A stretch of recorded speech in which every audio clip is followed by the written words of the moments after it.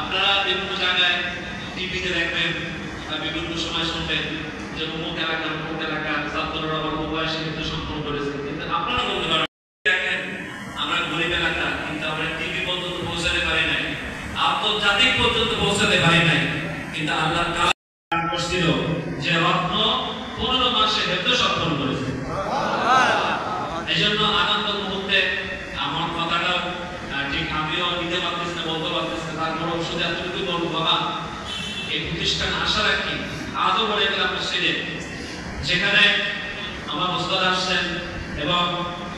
অনেক হাফেজ কোরআন আসছেন, আলেম ওলামা আসছেন, আমার ভাই মোহাম্মদ আশরাফুল আলম ভাই আসছেন এবং আপনারা আসছেন। এই আজকের এই অনুষ্ঠান প্রমাণ করতেছে যে আর বেশি দিন দেরি নেই, এই প্রতিষ্ঠান